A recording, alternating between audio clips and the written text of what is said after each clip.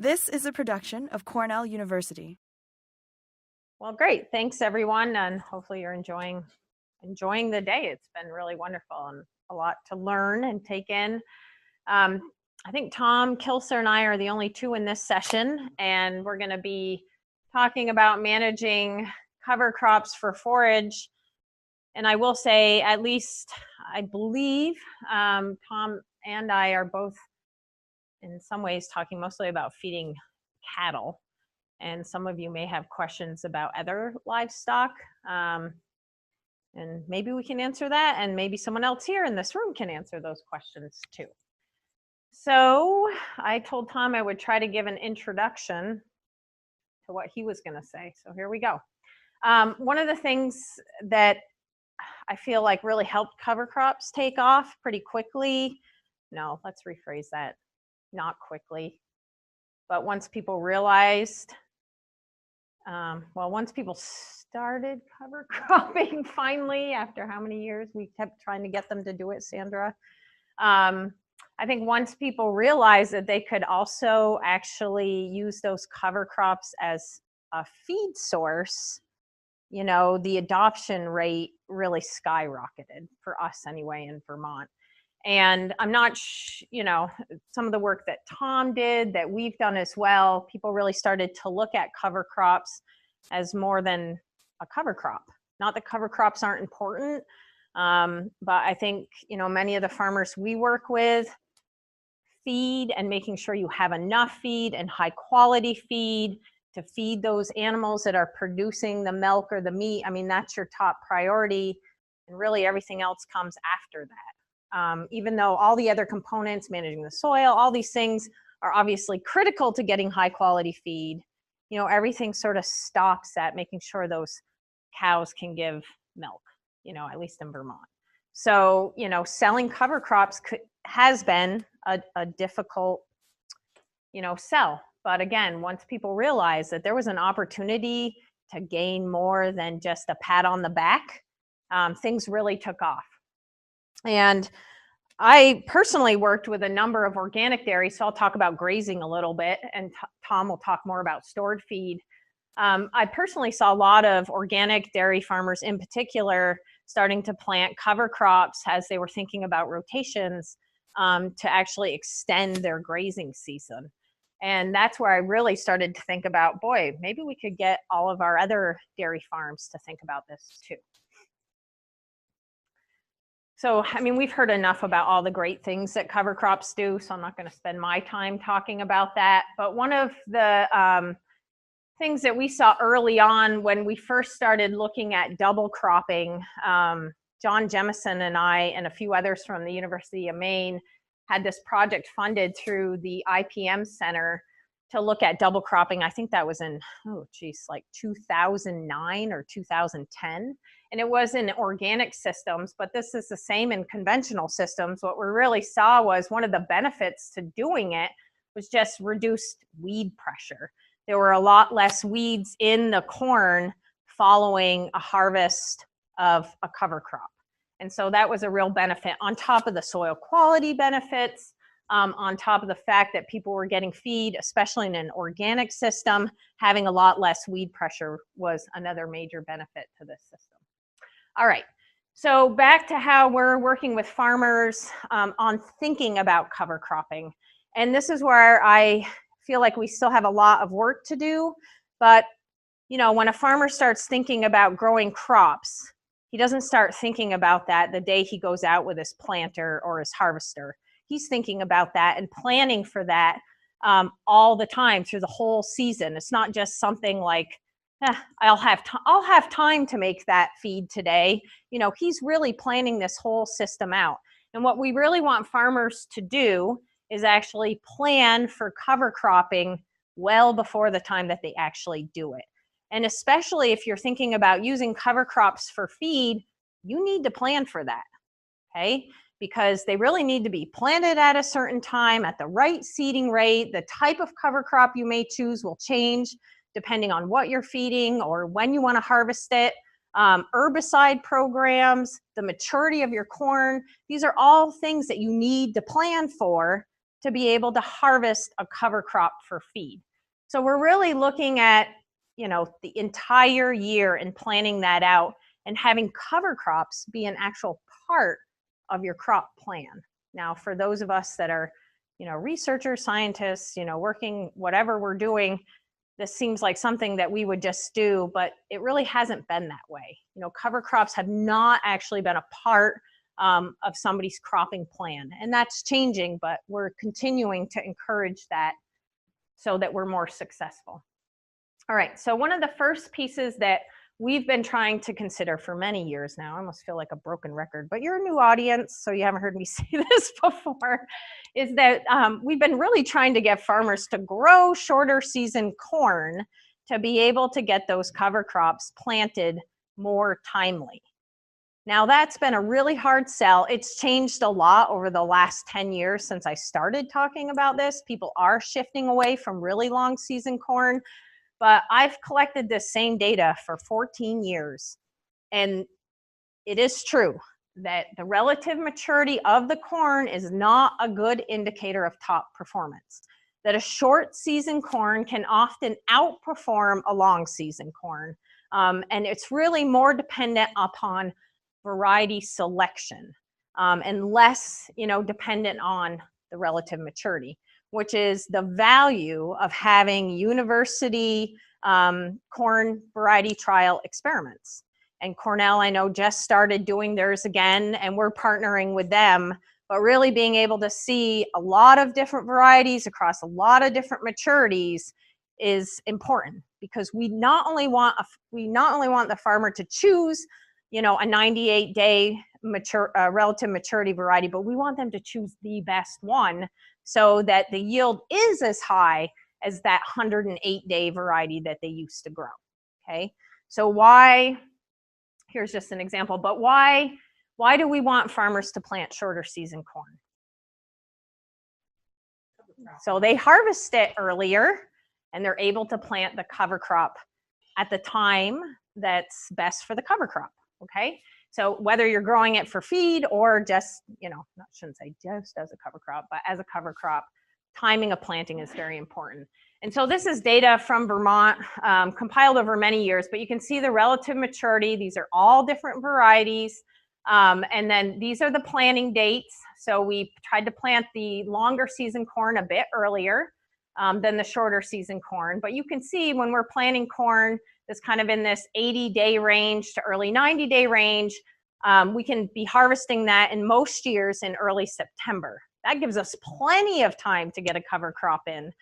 Maybe more time than the farmer, well, I shouldn't say more time than they want, but even planting these, what we would call in Vermont mid-season varieties, buys us enough time to get a good cover crop established. When we get into these late maturing hybrids, and actually in Vermont, you know, we were harvesting corn into November this year. I finished chopping, I think, like 2 weeks ago. Those were very late season varieties. Now, in most years, you really want to be getting your corn chopped by this time and getting that cover crop in the ground. So we've really been promoting shortening that maturity. And I think Tom will talk about that too. No, I don't think so. I think it's random. Yep. Okay, and then just average, if we average the harvest dates, so 92 to 98 day corn on average is harvest around mid-September, where our 102 to 108 day corn, this is in Vermont again, you know, is closer to the end of September into October in most years. Okay.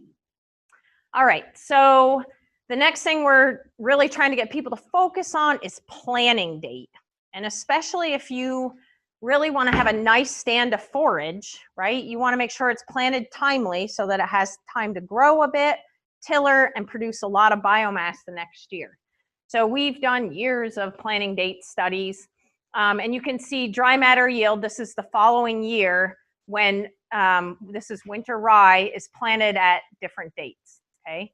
So, you know, you can maximize dry matter yield the second year by planting earlier. Okay, now this is something a lot of people observe but don't really understand, is that small grains tiller.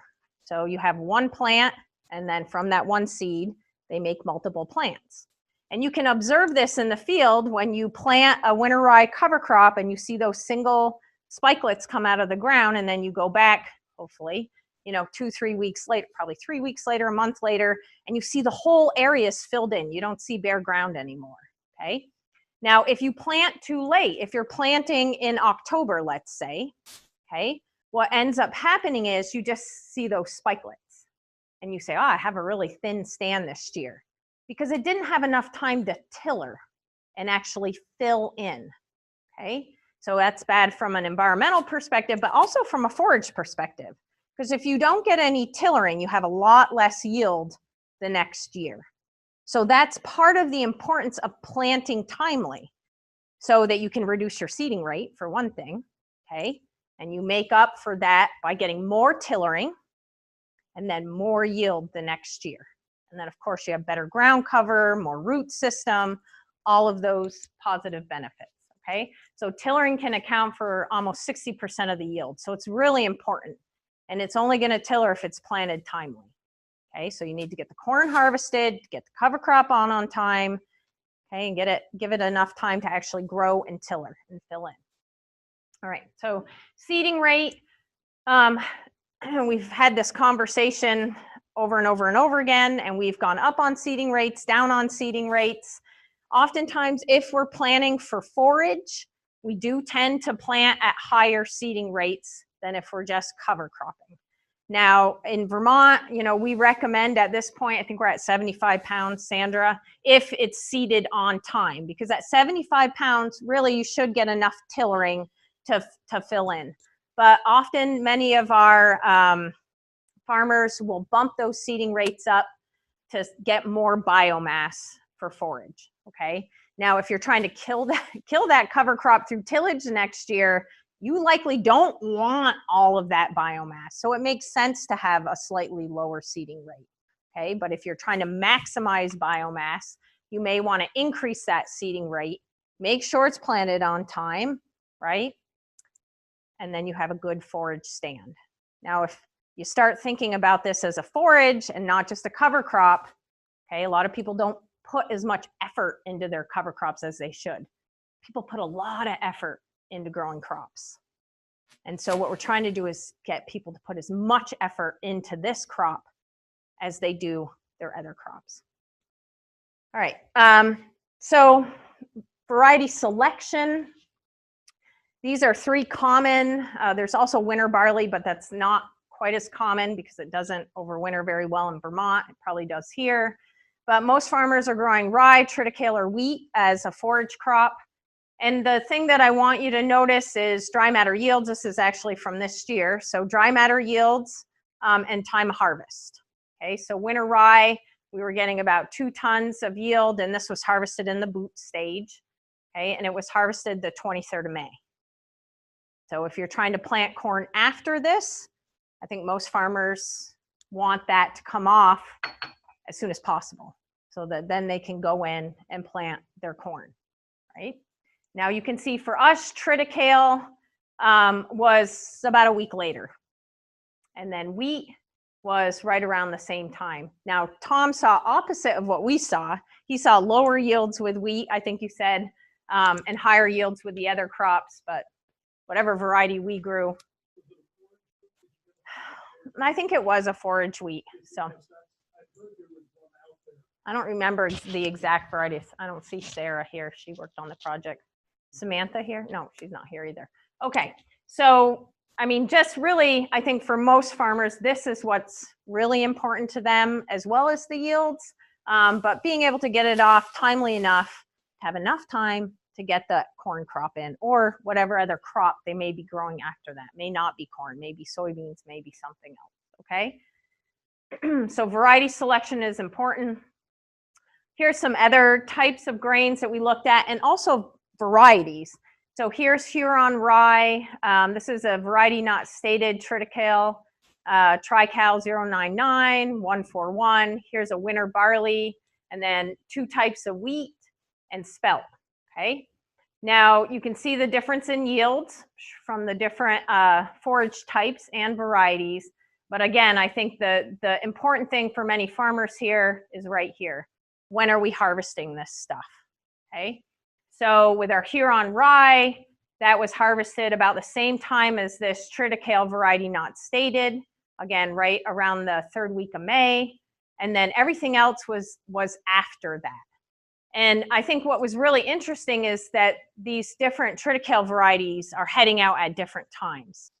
So again, just like we select varieties of corn, if we're going to grow some of these different cover crops for feed, then managing variety selection, again, will become really important, especially if we're trying to get that feed harvested by the 3rd week of May.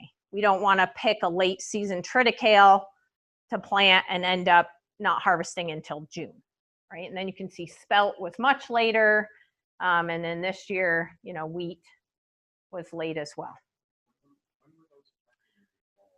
These would have all been planted like 3rd week of September in the fall. Yeah. No, and I think that, you know, that's the interesting thing is that when they're harvested early, so whether it's grazed or really probably up to the boot stage, we don't see a lot of difference between species and also varieties. But as they begin to mature more, those varietal differences and also species differences really start to show. But early on, they don't show as much.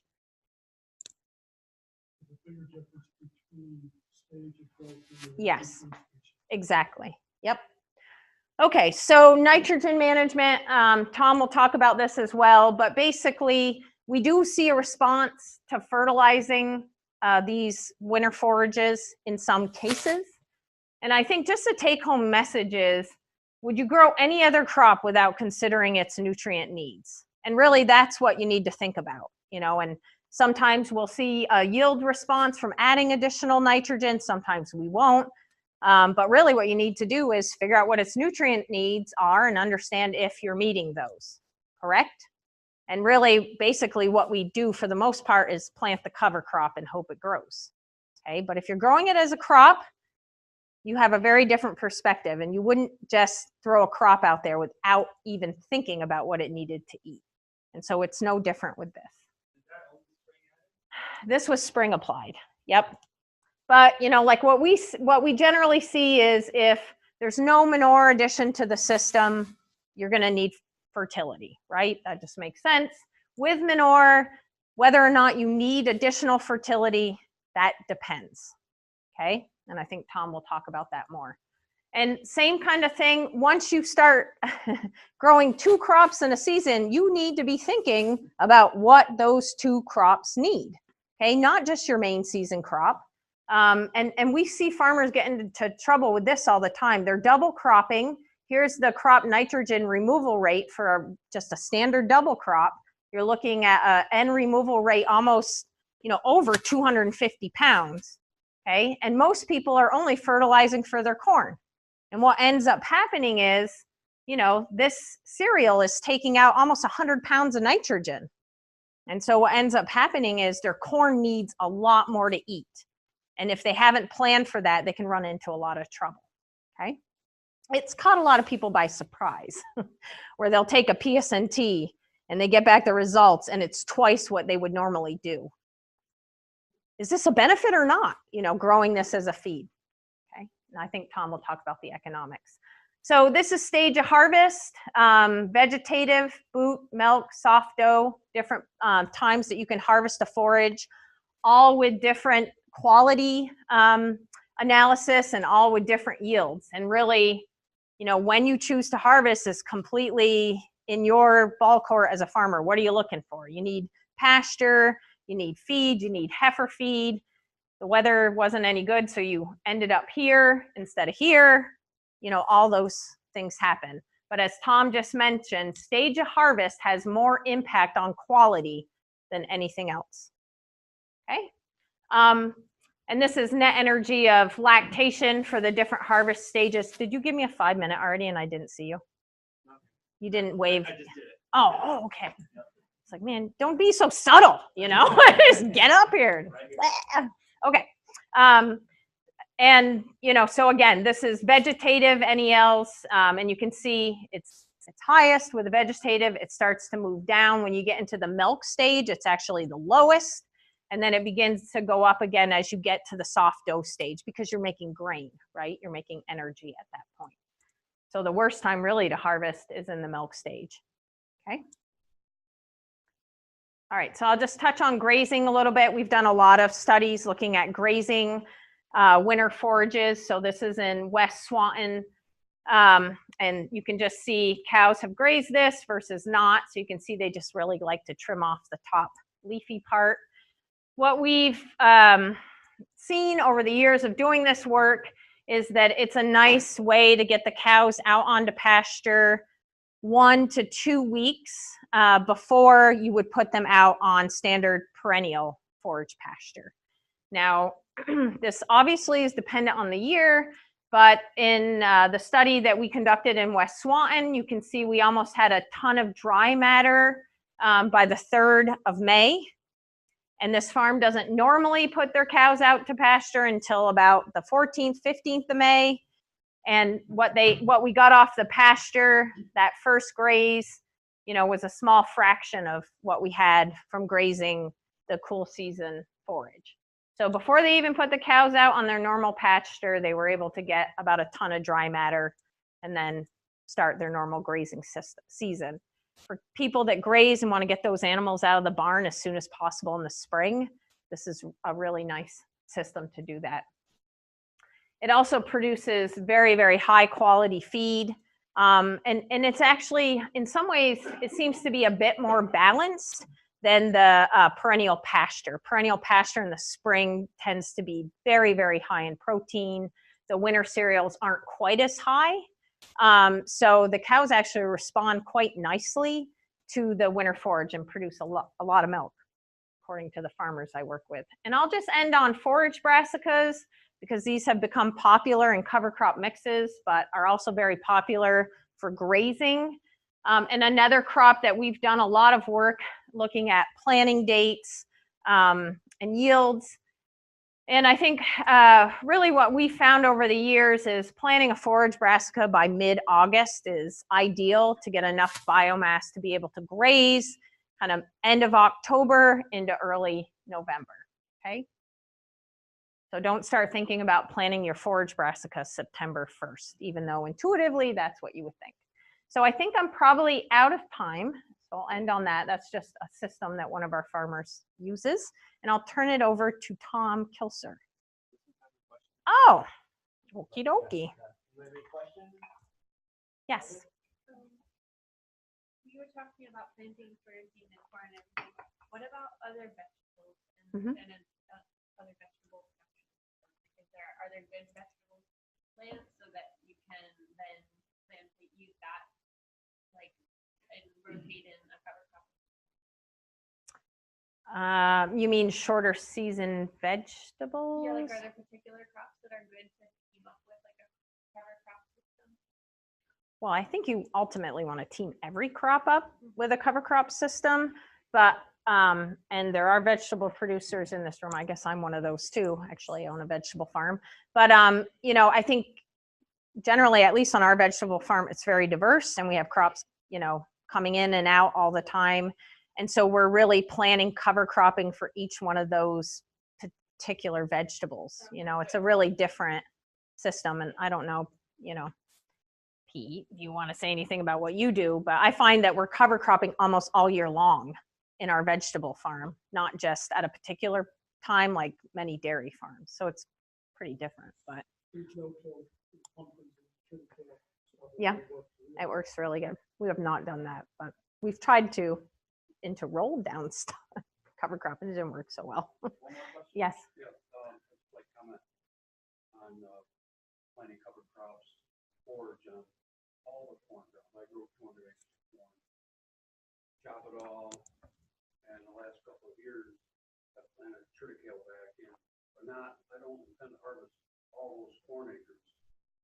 Right. as cover Yes. crop. Yep. So you don't have to plant your whole farm in 95 days. Exactly. You Yes. find out, you figure out ahead of time which fields that you're gonna use for the cover crop. Yep. That fall in that winter, plant those so shorter, and let the other stuff go. And so what you're talking about is planning. Thank you.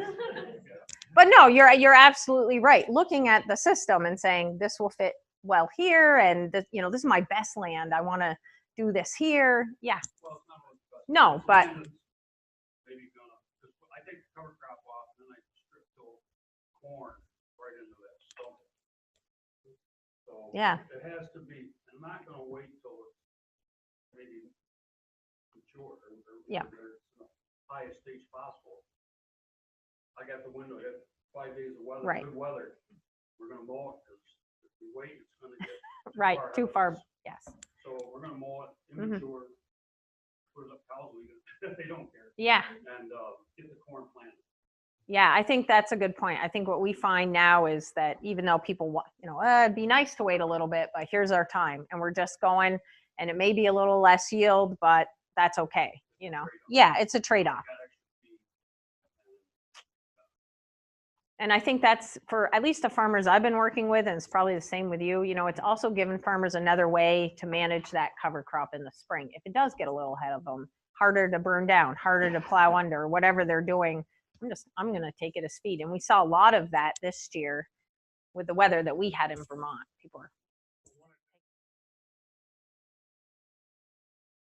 This has been a production of Cornell University, on the web at cornell.edu.